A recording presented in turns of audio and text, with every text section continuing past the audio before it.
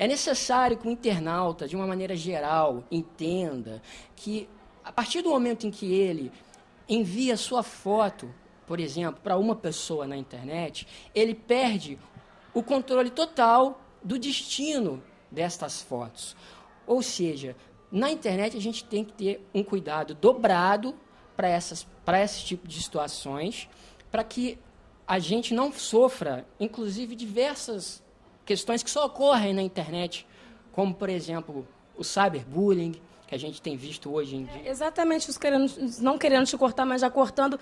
Cyberbullying é um termo novo. A gente tem bullying, que a gente escuta isso muito, falar que as crianças, né, são vítimas de preconceito em escolas, em colégios. E agora tem cyberbullying, doutor Ciro. O que é isso? Nos meus tempos de escola, quem não gostava de mim ia lá no quadro negro e escrevia, fazia uma caricatura minha ou colocava uma frase que me ofendia. E isso terminava ali, isso se resumia àquela vida das pessoas que estavam ali naquele instante, naquela sala de aula. No entanto, hoje, essa ofensa que é chamada como bullying, você utilizar de ferramentas para denegrir a imagem de alguém, para rebaixá-lo, isso na internet tem uma proporção muito maior, inclusive devido à democracia digital que a gente vive hoje, porque a internet proporciona muitas vias, todo mundo fala com todo mundo ouve todo mundo. Então, a capacidade de propagação desse bullying, dessa ofensa, é muito maior na internet. Então, a gente deve ter o respeito como prioridade ainda maior dentro do âmbito virtual, dentro da internet. Então, há necessidade de uma legislação específica para o uso da internet? Sim, o futuro chegou. Não há mais como evitá-lo. Milhares e milhares de brasileiros usam a internet hoje em dia. E o que nós temos a fazer é justamente avançar. E nós temos feito uma campanha muito forte em prol do avanço da legislação brasileira no âmbito do direito eletrônico. Eu, como membro do Instituto Brasileiro de Direito Eletrônico, eu estou aqui com esse dever, inclusive. E nós, diante de tantos casos, nós poderemos abordar por aqui, por exemplo, o caso da Daniela Sicarelli, onde ela foi flagrada numa praia por um paparazzi. Estava com seu namorado e as suas imagens pessoais foram parar num site de hospedagem de vídeos. E o mundo todo teve acesso àquelas imagens. E a decisão da Justiça de São Paulo de ordenar que todo o YouTube fosse tirado do ar só serviu para comprovar o quanto que a legislação brasileira está despreparada para situações como essa. No caso desse caso recente do Twitter, desse caso da TweetCam, que eu tenho procurado colocar assiduamente aqui para os pais que estão nos assistindo, para eles perceberem que realmente as coisas estão acontecendo de verdade, não é filme, não é lenda, as coisas estão acontecendo. Neste caso, por exemplo, nós temos um exemplo do judiciário brasileiro, um exemplo da polícia civil brasileira, que é o doutor Emerson Wendt, delegado da Polícia Civil do Estado do Rio Grande do Sul, inclusive mandar um abraço para ele, que deve estar nos assistindo agora através da internet.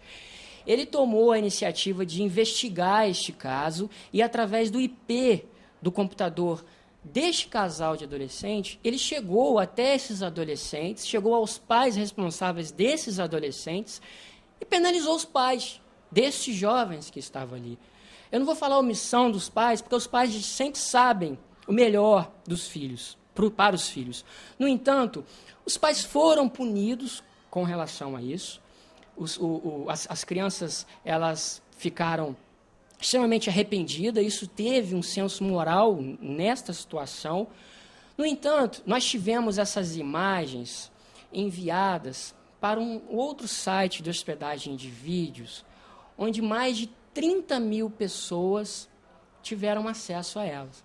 Mais de 30 mil pessoas tiveram acesso a estas imagens gravadas lá na hora por programas tecnológicos. E o que o Dr. Emerson fez? Ele solicitou, ele ordenou ao site hospedeiro para que fornecesse o IP de todas as pessoas que baixaram este vídeo. Ou seja, hoje, mais de 30 mil pessoas estão sendo investigadas pela Polícia Federal o que, obviamente, equivale a dizer que evita que estas imagens se alastrem ainda mais. No entanto, ele ainda continua sem um embasamento da legislação. Em um outro momento, nós fizemos uma reportagem através do meu site sobre este assunto e perguntamos às pessoas se elas tinham conhecimento, se existe uma lei que regulem o uso das pessoas na internet, que protejam o cidadão dentro da internet.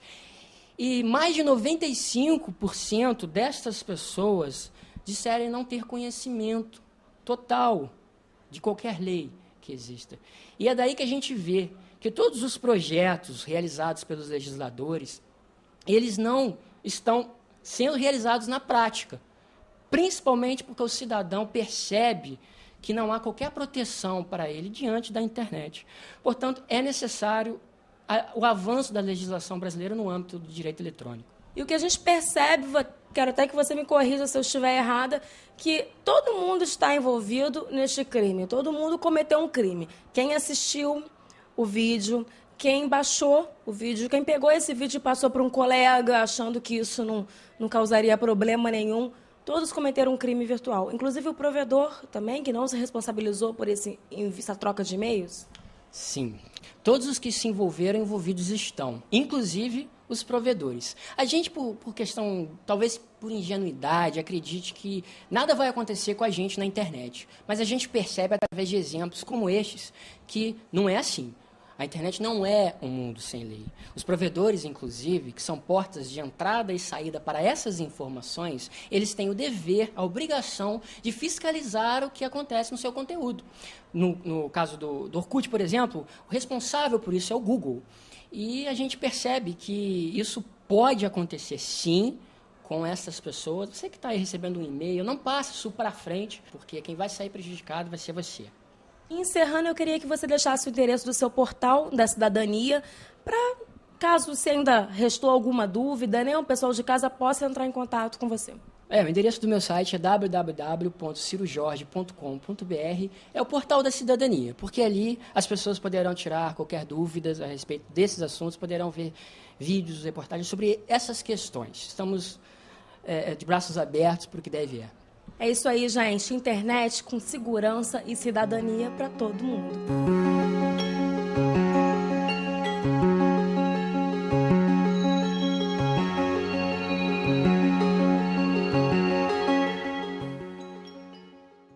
A nossa orientação essa semana, já que é a Semana da Criança, para você que tem uma criança em casa e que está sempre lidando com o computador. Essa criança que faz contatos, que manda recados, manda e-mails, trabalha com Orkut, enfim. A nossa orientação, a orientação do Dr. Ciro, para que você acompanhe as tarefas da criança via internet.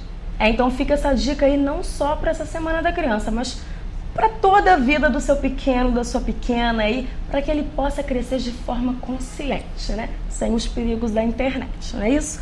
Hora dos beijos. Vou mandar um beijão para Mariana Castro Dantas, que você também conhece. Ela falou que adora assistir o nosso programa. A Mariana está assistindo a gente através do site do Canal 5, lá no Recife. Mariana, um beijão, obrigada pela audiência. Bem, mas antes de terminar o programa, eu gostaria de mandar um beijo também para os meus netos, Luca e Pedro. Feliz Semana da Criança! E para todas as crianças que também assistem o De Tudo e Mais um Pouco. Isso aí, gente.